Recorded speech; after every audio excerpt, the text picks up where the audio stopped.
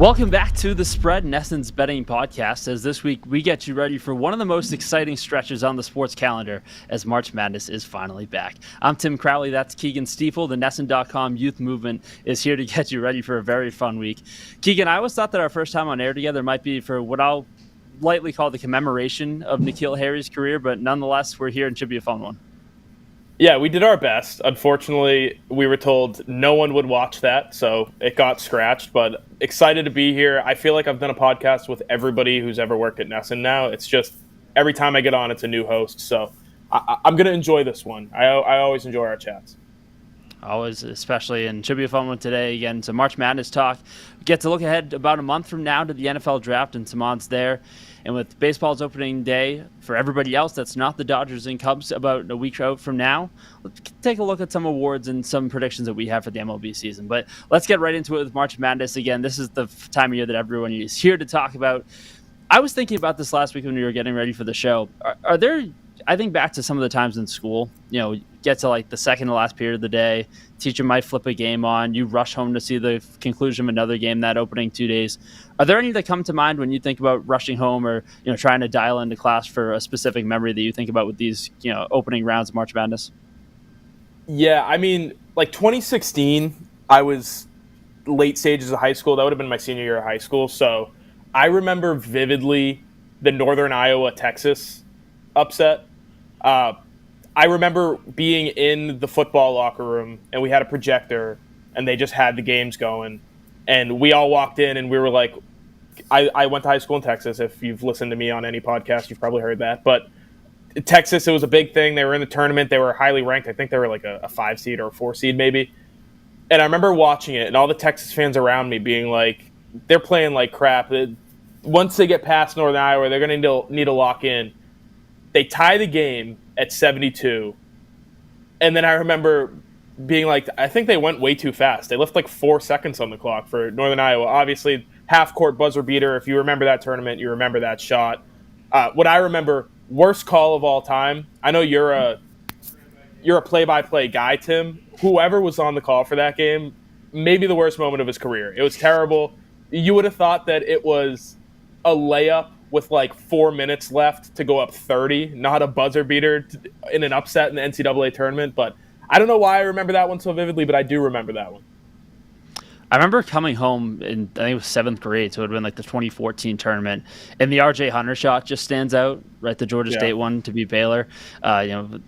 Falling off the chair, the shot that goes, crazy, and then, not too long after that, being over the moon that the Celtics took him, right? And kind of the still, building stages of the early Brad Stevens years. That's the one that really stands out because I just remember, how that was a very competitive bracket, group in middle school. Like that was, the first year of 3. We had 3 towns come together in our middle school, so that was everyone's first kind of competitive juices with each other. And I just remember RJ, for as excited as I was to watch a moment like that, the bracket was done after that. And there's so many of those every year, but that one instantly killed the bracket. It felt like from the get-go. But I think again, Baylor Shireman is what RJ Hunter was supposed to be, or what we all thought he was going to be, like assassin off the bench. He's going to hit 5 threes a game. It's going to be awesome. He was terrible. He was awful in the NBA, but the Celtics eventually got that guy. They just happen to have the best roster in the NBA already without him. So took 10 years, but you can't erase what he was supposed to be. That's what we finally have in Baylor. And he showed out and did that recently at the Garden in a big night for them as well. But let's get into this year's tournament. Should be another fun one. The road to the Final Four starts this week. You want to see what we have for Mr. Keagan Stiefel's bracket first? Yeah, I mean, I guess we'll go with mine first. I was on the show last week, and I was talking with Trav about kind of my relationship with college basketball, and I start watching in March. I watch the conference tournaments. I enjoy it. There's something about regular season college basketball that just doesn't do it for me. As you can see, this says Keagan Stiefel 2. CBS Sports' app stinks, so I had no idea how to fill it out, and this ended up being the second one I filled out. But pretty chalk. I know we'll look at mine, then we'll look at yours, and we'll get into the weeds a little bit with the Sweet 16. I don't have too many upsets. Arkansas over Kansas, I don't necessarily think that's going to happen, but I need to see Rick Pitino versus Coach Cal.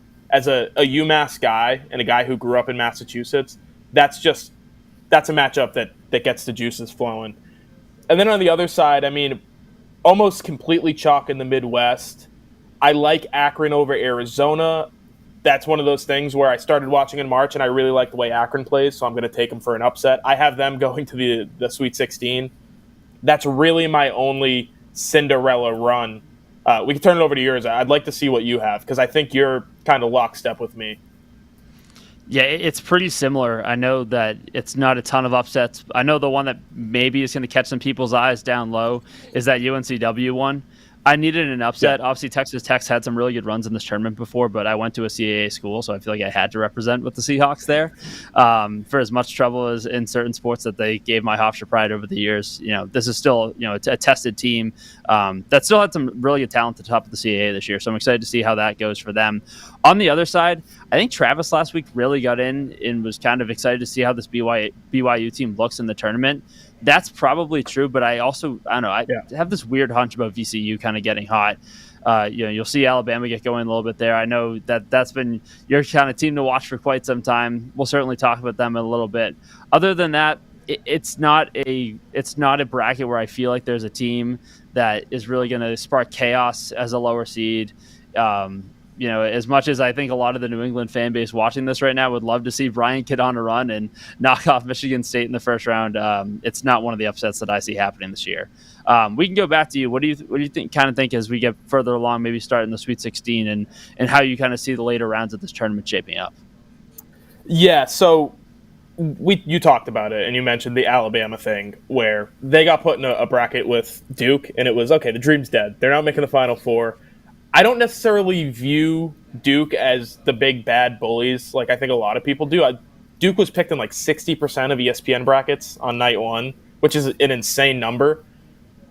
But I do think it's such a difficult bracket to come out of because you've got Baylor and Oregon and St. Mary's and Wisconsin and Arizona. I have Akron beating Arizona, but another team that they have veterans, and those are the teams that kind of go deep into these tournaments.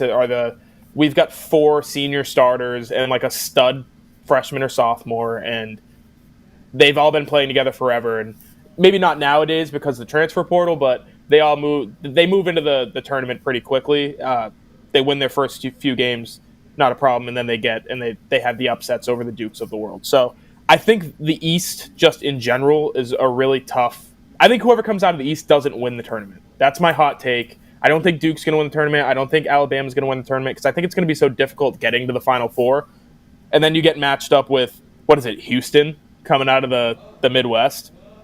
I'm looking at it right now. Houston, Tennessee, Kentucky, Gonzaga, Clemson, Purdue, just veteran teams. Like teams that they do not have the blue bloods, but they have guys who have been playing together forever. So that side of the bracket, the Midwest and the East, I think there's no doubt in my mind that Houston's going to come out of there. I have a ticket for them to go to the Final Four. I think it's probably the safest bet you could have at this point.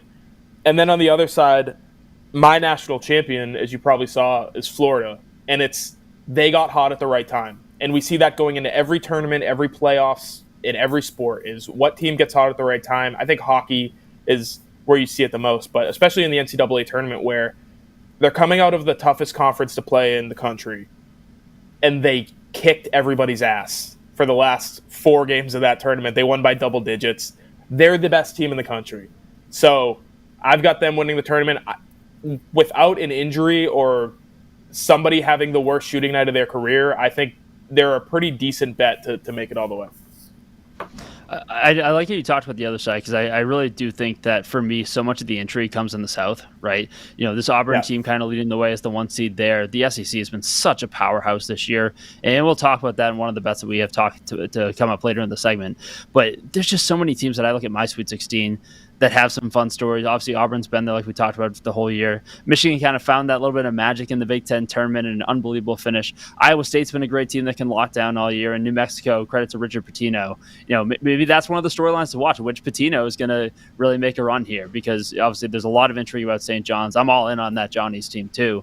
But we'll kind of see where this goes. And, that's a St. John's team that just feels like they can kind of get going. I know that the shooting prowess with that team isn't what you want in a tournament, because that can end your season very quickly on any given night. When we get to March Madness, you get a hot shooting team and it's over quickly. But the St. John's team, and just the way that they kind of ran through the Big East this year, how they looked in the tournament, looked really strong in that Big East championship game.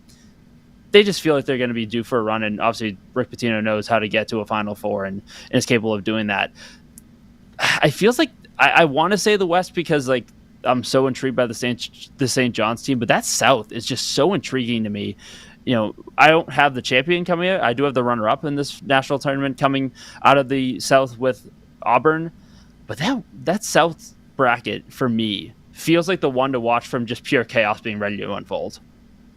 I think we both have 1s and 2 seeds in the Final Four. I think if there's any non-1 or 2 seed to come out, it's Iowa State, and they're a 3 seed. So this isn't some insane hot take, but Iowa State, and this is me listening to Travis last week, and also from what I've seen over the past few days, is they're long, they're physical, they play defense, and if they have a decent enough shooting night, they can beat anybody. So that's, I think, the scariest kind of team going into the tournament is defensive stoppers, and they've got some 3-point shooting that maybe at the end of the day, if you hit enough shots, you can beat anybody. And especially in that side of the bracket where Auburn, not a lot of shooters on that team.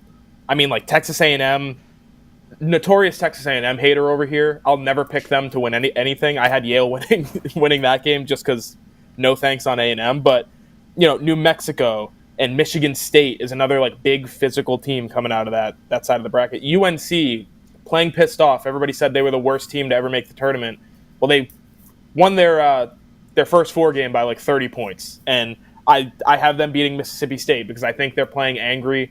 And when you're UNC, you have the horses to beat anybody. It's just whether or not they play up to their capabilities. So I agree with you on the South. It's a tough side of the bracket to come out of. And that's why my winner comes out of the West, where I think the South, the Midwest, or the South and the East are really difficult sides to come out of. And then the Midwest, which is Houston, really like Houston a lot. But once they get there and they play a tough, tested team that was tested in the regular season and might not have a difficult time coming out of the West, which is Florida, St. John's, they're playing well. But looking at the rest of that bracket, I don't see any teams that would scare me. As a Florida bettor, I don't see any of the teams that scare me. So I think the top side, if we're looking at the bracket in all 4, the top side, it's going to be really difficult for those teams, if they get to the Final Four, to go ahead and win it all, because they're going to be so tested, and it's going to be a grind getting there in the first place. I think that Florida St. John's potential matchup in the Elite Eight might be one of the most enticing games to watch in the tournament if that actually happens. I think you're totally spot on. If maybe the Gator fans shouldn't be terrified, because if you catch St. John's on a kind of an off shooting night, which they've been prone to have at times, that can be your walk to the Final Four. But I just there's a defensive identity about that team, and how year 1 to year 2 in that program really went for them with Pitino. There's just so much to watch, and I like that you dug on Iowa State, because with the exception of having an SEC juggernaut in Auburn in that side of the bracket, that's really all that kept them from being a Final Four team for me too, because they're built to play in March too. And that's right. I don't know. I went back and forth in that for a while, but I just think the SEC body of work, and we're going to talk about that in a little bit, it just really stands out. Final Four. Before we move on, real quick, I need to know what you see in Houston, because I've watched Houston. Houston has been a 1 seed, like 3 out of the last 4 years. They're consistently up there, at least a high seed. There's just something about them that I don't get. That I look at them as, in terms of enticing and wanting to bet on them, it's just not there for me. So I'd love to see what you see in them. For me, it was just more like the side of the bracket too. I think that they run into trouble with Auburn in the championship game, but I don't know. I've waned on Duke a little bit. I was all about the Cooper Flag hype train, after, going to cover him in Springfield last year for the Hoop Ball Classic, and you kind of see what makes him so special.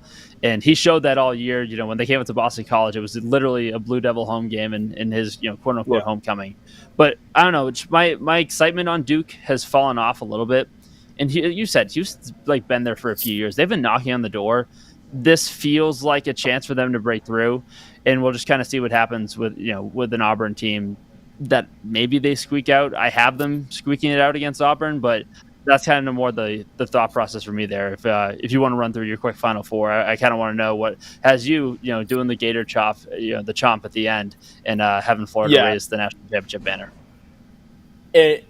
When I look at college basketball, what I'm looking for is a dominant big who can rebound, which they have. A power forward or maybe even another big that can put the ball on the floor and attack and get downhill and get to the basket. And also that you don't have to worry about at the end of games. Excuse me, I just choked. You don't have to worry about at the end of the games shooting free throws or getting out of a trap. Like a guy who can put the ball on the floor and actually be a little bit of an athlete, which they have. Hauk or however you say his last name, dude's tremendous. Like watching him against Tennessee and just dominating. Tennessee's a smaller team to come out of the SEC. Watching him dominate the boards and also dribble around like Bob Cousy was very fun to watch.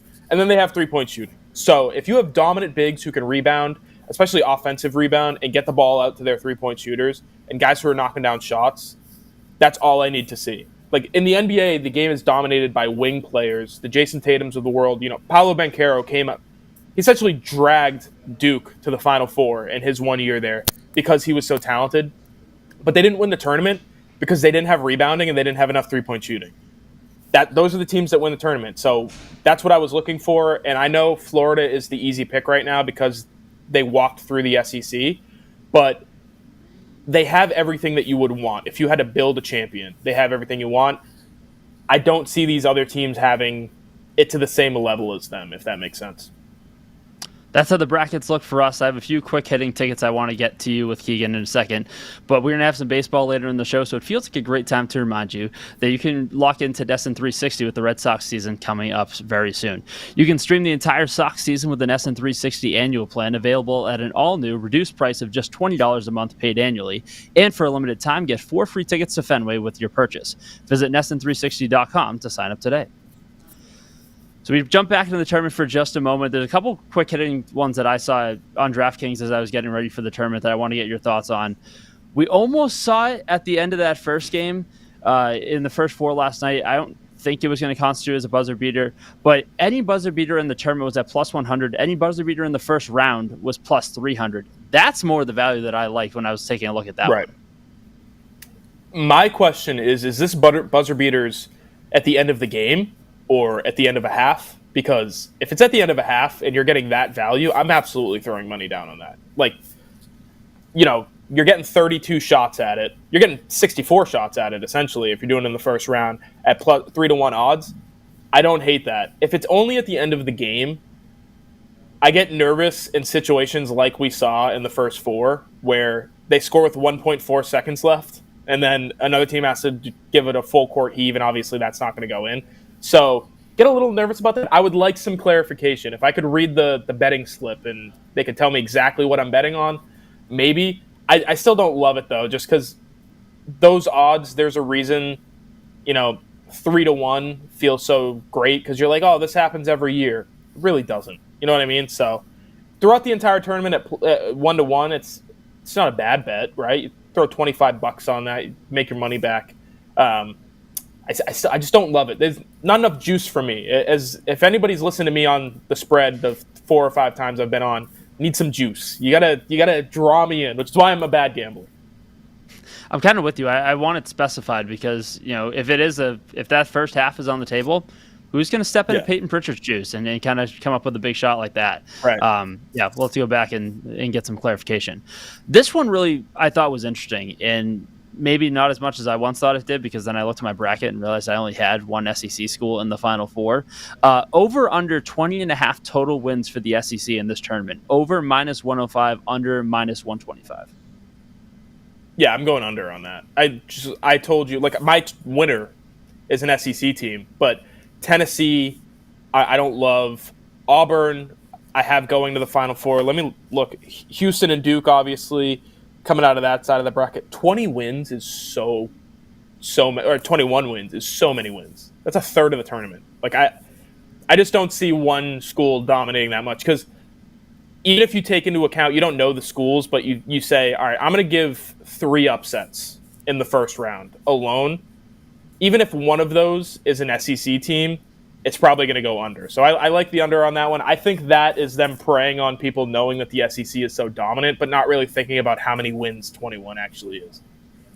I think that last point's exactly why I'll join you under there. And especially because I went back and looked, and it's like you're going to need multiple SEC schools in the Final Four to probably get to that point. I didn't have it. I had Florida knocking on the doorstep, before losing to St. John's. But again, it's a lot, which is why I'm actually interested in this last one that I found. You and I have all 1s and 2s in our Final Four. This was the last one I found of which seed wins. You have the number 1 seed at -310, a 2 seed at +500, a 3 seed at 11-1, and a 4 seed at 14-1. My champion is a 1 seed. I have Florida. I love the idea of you having Houston as your champion and having a number 2 winning the tournament at 5-1. Those are great odds. It might be comparable with just having Houston win. I don't know what Houston's odds are right now to win the tournament. It's probably, what's it, 6.5 or 7-1? You're not getting that much more. And then if you're betting this, you have obviously 4 different teams that could actually win it for you. So I like the number 2 to win. If you want to hedge a little bit, if you have a number 1 seed winning, those are really great odds, obviously.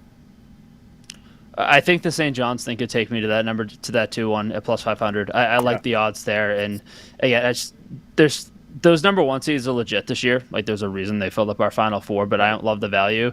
I do like the value of a St. John's run to the Final Four and eventually a national championship, potentially, at those +500 odds. But that's not March Madness. I messed that one up. Houston is a 1 seed. I'm thinking Alabama as a 2 coming out with Duke. So still pretty good odds there. Is that the value you want to add on? I know you've been big on Bama all year. I have them already at 7-1. That was a preseason. Like, they were a preseason. I think they were the number 2 overall seed coming into the year. So looking at them now, I hate them. I'm out on Alabama. I've always been anti-Alabama sports just because they win all the time, and especially now, the one time I bet on them, they crumble toward the end of the season, especially in the SEC tournament. So I'm just out on Alabama. No more betting on them for me. They're over here. I'm on to Florida. My Gators. Hopefully they pull it out for me. First round starts on Thursday, and there's actually some action not too far away from here. Some first round games being hosted down at Providence. Should be a fun one down the road in Rhode Island. If you're enjoying the show, be sure to check out Nesson's daily sports podcast, Boston Has Entered the Chat. We talk about all of the trending sports news in Boston and around the country. You can catch the show on Amazon, Apple, Spotify, Twitch, YouTube, and wherever else you get your podcasts. All right, we talked some basketball. We're going to drive right into Keagan's wheelhouse right here and talk about the NFL draft. Coming up in about 5 weeks from now, another on-location draft, which I really like and should be in a great football neighborhood this year when they head up north to Green Bay. Keagan, you were covering the draft last year in person and what turned out to be a very consequential one for the Patriots, obviously drafting Drake May at number 3. A year out from now, or you're looking back a year later, what was kind of like covering that draft like, especially being there for the night that the Patriots took their next franchise quarterback? Just to be clear, I wasn't in Detroit. I was in Foxborough. So we were down there. Sure. We obviously got to speak to Elliott Wolf and Gerard Mayo after they made the pick, spoke to Drake May. Being down there on night 1, there was a little bit of a question whether or not they would trade the pick. We obviously knew that the Giants were interested in trading up. They love Drake May in the same way that the Patriots did. I never really bought into the hype of the Patriots actually trading back. I thought it was pretty clear that quarterback would go 1, 2, 3, and New England would just stand pat because, in my opinion, there were no bad options. So coming into the night, the guess was it was going to be Drake, and they were just going to go chalk and kind of the most interesting aspect of that night was, are they going to trade back in? They had the 35th or 36th pick. They ended up trading back in the second round a few spots, but there was a question, will they trade back in, especially when you reach the end of the night and Xavier Legette was there and Ladd McConkey was there, and there were some enticing, I'll say, wide receivers left on the board. Obviously, we know what they did. Probably wasn't the greatest decision. Ladd McConkey, if they just stood pat and drafted him, they'd probably be in a better spot right now. But I think that was the most interesting aspect of the night because it doesn't end at 8:45 when they make that number 3 pick. It ends at 2 a.m. when the longest first round of all time finally ends, and you're worried about, are they going to trade back in and just extend my night by 3 hours? They didn't, thankfully. But I think that's the most interesting aspect of it. It's not when they'll pick, it's oh God, are they going to trade back in and kind of ruin things? And I think that's an interesting betting angle because having teams make multiple first round picks in a year like this year, where every team owns their own first round pick, it's an interesting thing to look at for sure. There's a Patriots ticket we're going to look at and something along those lines in just a little bit, but there are a few DraftKings odds we took a look at this week, starting with the number one overall pick. Has anything changed in your mind that, we see anything different than Cam Ward going one? Obviously, he's a very heavy favorite at minus 800 odds going into this. Something I thought was interesting, too, as you look at this order, the NFL tweeted the other day, it was like the first time in the common draft era that every team holds like their true first-round pick. Yeah. Crazy to think about. No. Yeah, it's going to be Cam Ward. I think there's no doubt in my mind it's going to be Cam Ward. We talked about this a few weeks ago. I was on here with Mike, and I thought Travis Hunter maybe. If Tennessee really does want to go generational talent, I think he's the only guy you can really apply that to in this draft. I love Abdul Carter, but generational is not the word I would use to describe him. So I think if you take what Mike Bergonzi said for what it's worth maybe sprinkling a little bit on, especially at plus 950. I think it was like plus 750 when we talked about it. But at this point, when the odds shift so far into a certain place, you kind of see the writing on the wall, because a team like Tennessee, where they could either draft a quarterback or they could trade back, those feel like the two most likely options. If anybody's trading into the number one spots, to take a quarterback. So it's going to be there. It's not worth betting because it's at minus 800. I don't know anybody who would throw their money on odds like that. The most interesting one to me is the first non-quarterback selected. And we'll get into that too. Abdul Carter, the favorite there at minus 350. Travis Hunter does have plus money at plus 210. Armand Membu, the offensive lineman out of Mizzou, follows at plus 1300. Mason Graham, the defensive lineman from Michigan, and then Ted McMillan, the receiver from Arizona. Any of those speak to you? It feels like Carter's really, the steam is still there. That little injury scare for a moment when everyone ran to their phones during the combine seems to kind of be, put to rest. It was put to rest that week, and it still feels like this is very much a top 5 pick we're talking about. How high could this pick be? And, is he still in your mind the favorite, just as he is on the betting lines, to be the first non-quarterback selected? Yeah, I think number 2 is it wouldn't be crazy if a non-quarterback goes to 2. It's Cleveland. They're sitting there. They have so many needs, kind of like the Patriots, but they also don't have a quarterback. So there's a thought. Some teams have thought, would Shedeur go to Cleveland? Would Deion Sanders allow him to go to Cleveland? I think is the real question there. But I think Travis Hunter is in consideration because they just re-signed Myles Garrett. They restructured his contract. They gave him the money he was looking for. Are you going to double down on edge defenders? It's probably never a bad idea to do that, but when you have the amount of needs that Cleveland has, especially at the wide receiver position, especially at cornerback, it's not a bad idea to just go with a Travis Hunter. At 210, I don't hate those odds. I don't love the minus 350. If it's anything over minus 200, it's like, what are you betting on? Really? You know what I mean? Like, it's most likely going to happen. You're not making anything back, so I like Travis Hunter as the first non-quarterback selected. I'd say, looking at the odds for number 1 overall pick and first non-quarterback, that's the only one I would be willing to put money on, is Travis Hunter, first non-quarterback at 210. I think that feels like the case, right? Is like, I can't see them going Carter, after the Garrett extension. Yeah. And Garrett kind of gave that interview thinking about, there might be something going on at quarterback, like keep an eye on it. That just kind of creates the feeling there. Hunter, you're looking at 2 top 5 picks there, probably regardless, with Hunter and Carter. Which order that is, I feel still is based on team need. And the Giants situation is still so interesting to me, too, and what they decide at quarterback. Right. If they still draft someone, if this Wilson thing comes together, if they sign a veteran, still draft somebody. I think the Giants are such an interesting X factor in that, and kind of see how that goes. Next one I had up, I haven't seen this in a while. And this is, maybe my interest in asking you about this is, maybe less so about the odds here and more about maybe the pick that you had to predict. Because I feel deprived. I didn't get the Keagan Stiefel draft spreadsheet this year. So I feel a little, underwhelmed going in on who my guys are to keep an eye on in late rounds. It's with Mr. Irrelevant, and they went by position. The favorite is for Mr. Irrelevant position-wise would be on the defensive line or an edge rusher at plus 320. That's the favorite there, followed by offensive line, wide receiver, corner, running back, and then quarterback at the end. Obviously, we had Brock Purdy as Mr. Irrelevant a few years ago. Is there a position you like there? And more importantly, is there a fun little prospect at the back end of the 7th round that you could, want to see in that role to kind of just boost the story a little bit going to training camp, wherever that may be? Well, first and foremost, no spreadsheet this year, but you could check out individual draft profiles on NESN.com. I don't know if Ethan can throw a link in there somewhere, but go read those at NESN.com. We're going to have 25 this year, so still doing the work, still putting in the work for you. When it comes to Mr. Irrelevant, what is the deepest position in the draft? I think that's the smartest way to bet this because you're going to have teams throwing stuff at the dartboard. There's also an interesting kind of conundrum there because once you get into late 6th round, early 7th round, agents will call teams and tell them, our guy's unavailable. Do not draft him. We have no interest in being drafted at this point. We'd like to go to unrestricted free agency so we can just sign with a team that, my client has the best chance of making. Jacoby Myers famously did that. He told every team but the Patriots, and I believe it was the Carolina Panthers, don't draft me because once I get to unrestricted or undrafted free agency, I'm just going to sign with one of those two teams because they give me the best shot. Jalen Coker did it last year with Carolina. So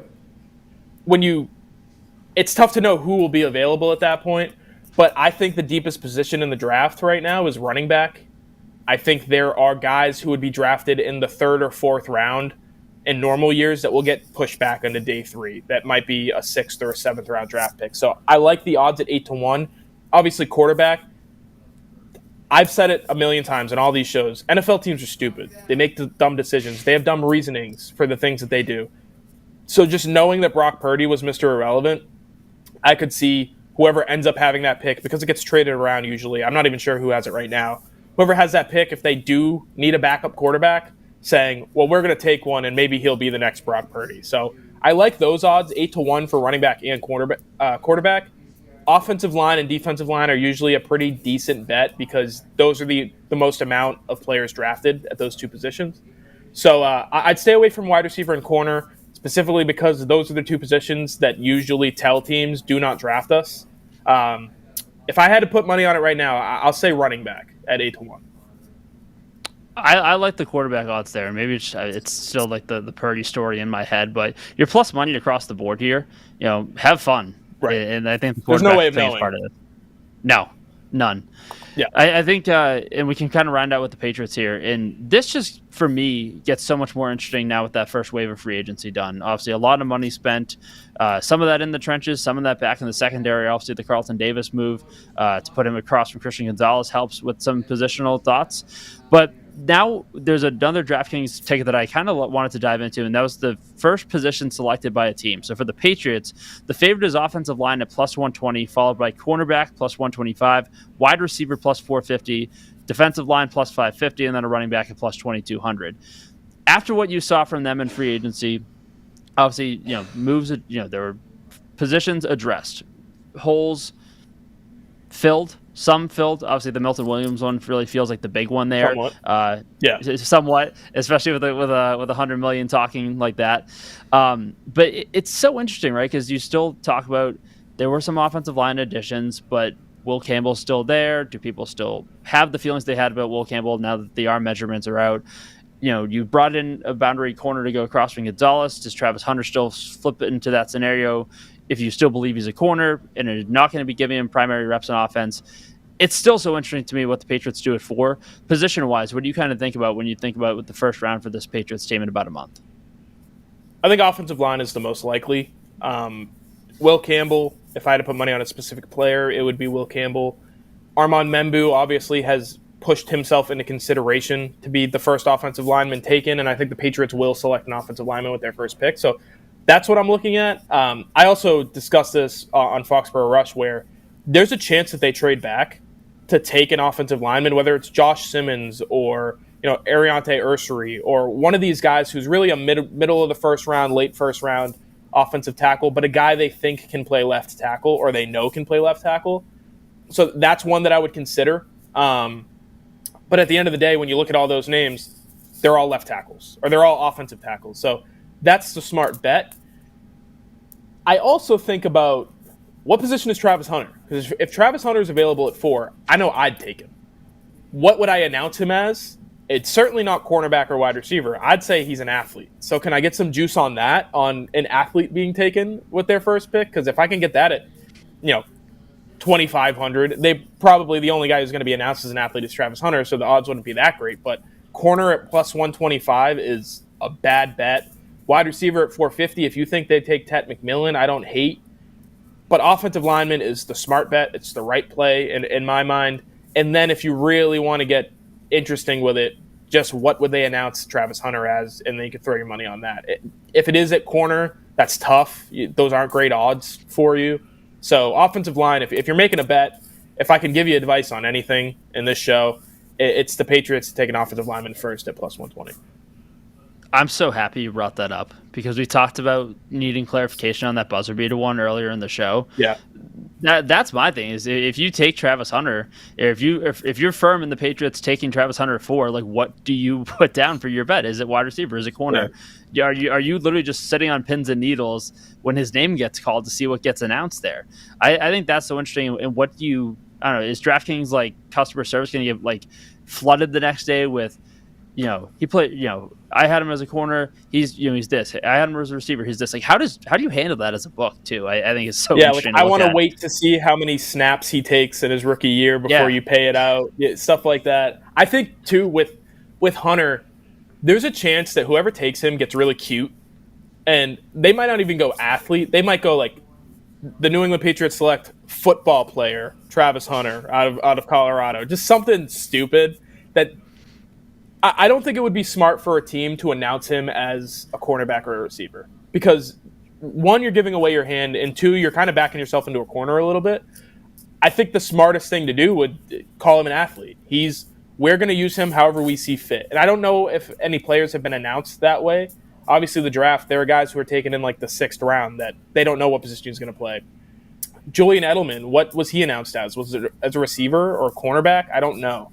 So maybe do some research. Maybe go back and see what Julian Edelman's announcement was and see how the Patriots handled that. But it's tough. I think DraftKings maybe there's a chance they see exactly what you said, where they're getting influx of calls being like, well, I didn't bet on him thinking it was going to go this way. I thought it was going to happen this way, and it still kind of fit my vision. So we'll see. It's an interesting just bet to have out there, I guess. Just about 5 weeks to go until the NFL draft. Again, the Patriots hold the number 4 selection, so a very interesting draft for another straight year to see where New England goes and to get ready for that. There's nowhere else to get ready for the draft than with Foxborough Rush.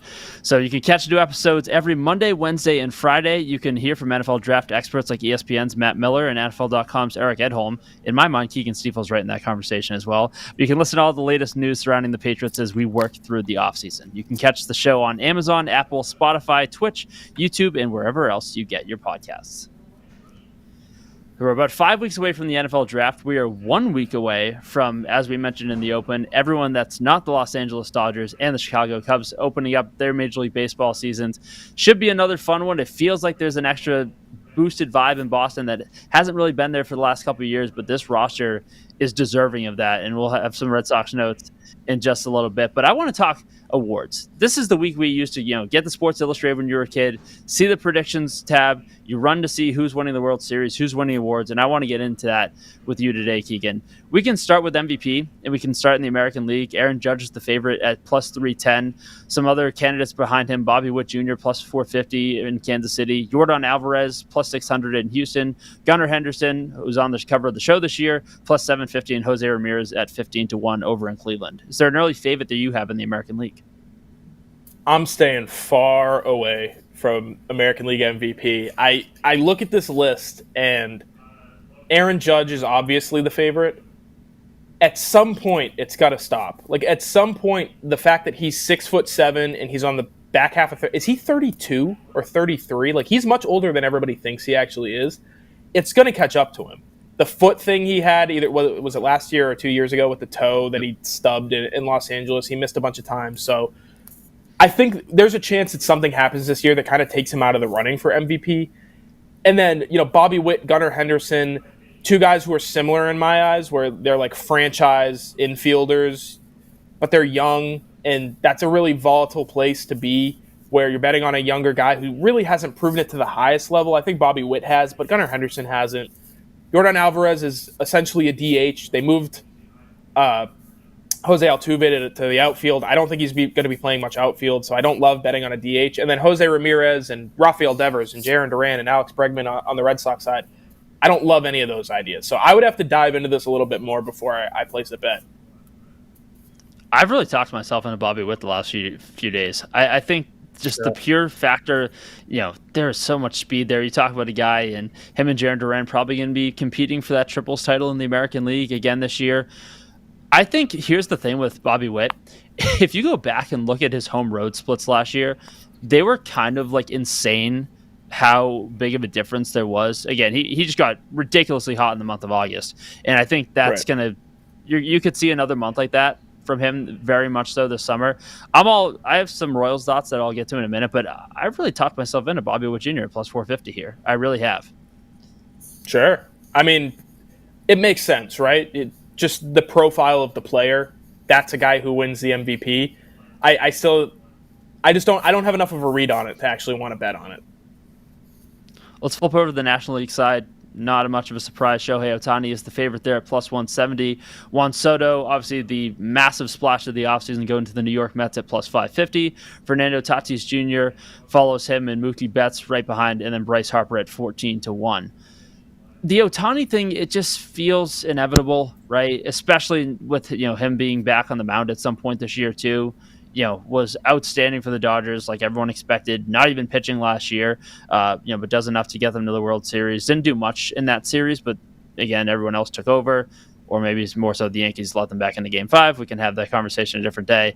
But the Ohtani one just feels inevitable, especially knowing that the fullest extent of the two-way player is back. Yeah, Juan Soto's my pick. I think the factor of he was the big offseason signing. He went to New York. He mashes. He's going to mash specifically at Citi Field. And I think the teams that they play when he's in Miami and Atlanta, when the ball flies, like he might be a 40 home run, 120 RBI guy this year.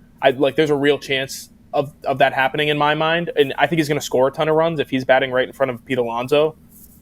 You could jot him down for 20 extra runs scored a year. The same way he was last year in New York, the other side of New York, with Aaron Judge. So I really like Juan Soto, plus 550. You get a really good number there. You're not just betting on Shohei to win it again, even though he's probably going to win it again. The way I didn't have a read on the American League, I think I have one in the National League. I really like Juan Soto. He should be, outside of Shohei Ohtani, the face of baseball. He's that good, and I think he's going to be that good for a very long time. So I wouldn't be surprised if that narrative gets pushed a little bit this year. Like King of New York, he's the face of the biggest franchise, in New York nowadays. So I like Juan Soto at plus 550. The value's great. Should be fun to watch. Flip over to the Cy Young side. We'll go back to the American League. Tarek Skubal's the favorite at plus 380. A fantastic year for the Tigers last year. Brought them all the way to the doorstep. They were a game away from the American League Championship Series. Garrett Crochet, obviously the one that gets talked about a lot around these parts. The new ace for the Red Sox. Plus 450 for him. Cole Reagans from the Royals follows at plus 1,000. And then Jacob deGrom at 14-1.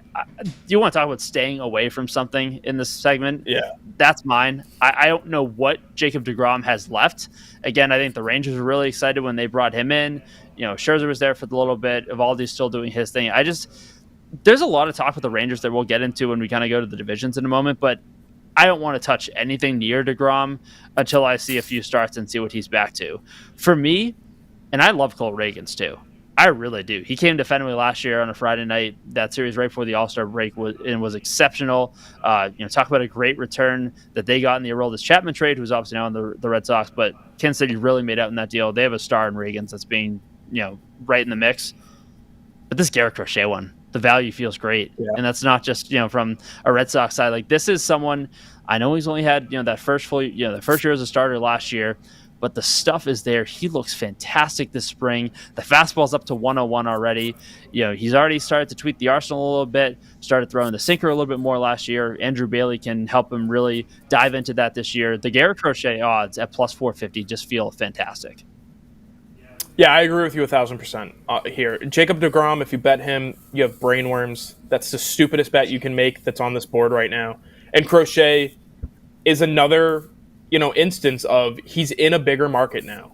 And obviously Juan Soto is not in a bigger market, but he stayed in a big market and he moved, which obviously gives somebody a little bit of juice. Whenever you go to a new team and you're expected to be the face of the franchise, you get a little bit more of that media bump. So Crochet coming to Boston, being the ace of a team who's expected to compete for a World Series. He doesn't have his extension yet. He hasn't signed, so I think he's pitching for something. So wouldn't be surprised at all to see him win it. I like the number. I like it a little bit better than Scoobles, even though I think Scoobles has a higher likelihood of winning the Cy Young just because he's done it before. And Reagan's, I understand liking that. I think the fact that he pitches in Kansas City might go against him a little bit. Like, big ballpark, a lot of doubles. Like, guys hit well in Kansas City, as we've seen. So I don't know if he'll ever win the Cy Young. I don't know if he'll get there, but Crochet, I like that number a lot. On the National League side, Paul Skeens, another athlete on the show this year, cover plus 300 there. A fantastic rookie season last year, started the All-Star game. Zach Wheeler in Philly, another promising potential pick at plus 750. Chris Sale, the reigning Cy Young winner. Everyone around here knows that at plus 800. Blake Snell and Corbin Burns follow. I'm all in on Skeens. I really have been. And I just think a full season from the get-go. Still pitched most of last year. The stuff's too good. He added like a two-seamer and a cutter during spring training that looks like a wiffle ball. He's going to be exceptional this year and run away with this award. I agree. There's not much more you can say other than the fact that I think media members are going to be kicking down the door just to give him an award. Like, baseball nerds like you, Tim, and I love you, but you're a baseball nerd. They love this guy. So I think people are going to be doing everything they can to give him as many, awards and as much recognition as possible. We'll go to the Rookie of the Year last, and then I have one more kind of fun ticket I found a few days ago that I want to get your thoughts on. But we'll go to Rookie of the Year. Jason Dominguez in New York is the favorite there. Roman Anthony and Christian Campbell are right in the mix, along with Jacob Wilson and Jackson Jobe. The one for the Red Sox pair there, for me, is just when does the call-up come? Does Christian break camp with the team? How early in the spring does Roman come up? Because I feel like for that, I have way more trust in them to go out and win this award than Dominguez, because the Yankees, I think, are still trying to figure out what they want to do with him. So I think the Red Sox pick, either one that you like, is totally fine. It's just when they come up this year could kind of hurt that candidacy a little bit. But if I was to throw one out, I think the Christian Campbell one's totally fine to think about. Again, I hate to just agree with you on everything. Jason Dominguez stinks. I think he can hit. He literally can't play baseball. Like, he doesn't know how to field. No thanks. Let me stay far away from that guy. And I like Christian Campbell over Roman Anthony because I think he's going to be up sooner, and I think he's going to hit a little bit more consistently than Roman Anthony. Roman Anthony's a much flashier hitter, and I think the power numbers will be better. I think if Christian Campbell can carry like a 285 average and have some pop and drive in a few runs at the bottom of that lineup, he's going to win the award. Not a doubt in my mind. Because Jason Dominguez, I have no faith in. I don't know who Jacob Wilson is. Sorry, not a big baseball guy. And then Roman Anthony, I think it could be May before you actually see him playing every day, and maybe even further than that. Because if Wilyer Abreu's playing well and Jaron Duran are playing well in the corner outfield spots and Ceddanne Rafaela is as good of a center fielder as everybody thinks he is, it's going to be hard for him to get into the lineup consistency. Much easier for Christian Campbell to do that. We'll wrap it up on the National League side. Roki Sasaki comes over with the Dodgers, another big addition to that rotation at plus 225. He's the favorite. Dylan Cruz in Washington at plus 350. Matt Shaw plus 425. Some people around here may remember him as a Cape Leaguer. Bubba Chandler at plus 900 and Jordan Lawler at 11-1. Just like we just talked about with the American League side and how there's some real candidates there who may have their chance to win that award taken from them based on what time of the season they come up. That's my thing with Bubba Chandler, because he has looked excellent, through the 7 starts he got in AAA last year to finish the year. Looked really good in their spring breakout game. Obviously, there's a lot of young talent in the rotation already in Pittsburgh with Skeens and Jared Jones, but I'm all in on Bubba Chandler. And if he has enough time to really fight for this award, I like the odds at plus 900. That's kind of my X factor, my wild card, whatever you want to call it here. I'm all in on Bubba Chandler, and if he has enough time to win this award, I say let's rock with it. Let's go plus 900. I'm going to give a little lesson to the folks listening to a betting podcast right now. If you don't know anything about the topic, don't bet on it. I don't know anything about the National League Rookie of the Year conversation. I know who Roki Sasaki is. I think he's good, but he plays for the Dodgers. And who knows if that's going to be enough because you're playing in LA and you're playing with so many superstars. You might get overshadowed. It might not even look as impressive as you might be. Also, isn't his elbow like about to explode? Didn't we all see? Isn't he got hurt last year and his velo's down and he's not the same guy? I mean, he looked. He made the start in Japan this week. And he'll kind of keep being ready to go. But I don't know. I'm still just kind of like Roki Sasaki. I don't know. It's annoying me to I know because his prospect status allows him to be the top prospect in baseball. It was Roman Anthony. I get why that's allowed and why the prospect rankings work that way. But I think I was also just so fired up about Bubba Chandler this year. That's kind of where I stick with it. But I don't know. The Sasaki thing. The Sasaki thing it'll be fun to watch this year. Plus 225. If you like those odds, that's fine. I like to have fun with Bubba Chandler. But that'll do it for this episode. The experts. Yeah. Well, that'll do it for this episode of The Spread. Keagan, this should be a fun episode to look back on in a few weeks when March Madness wraps up and see how our brackets did. Yeah, we'll definitely compare and contrast during early April. Should be a fun one to watch over the next few weeks. Enjoy March Madness. Get ready for the NFL Draft. And like we said, opening day for baseball just a week away. For Keagan Stiefel, I'm Tim Crowley. Thanks so much for tuning into this episode of The Spread. We'll catch you next time.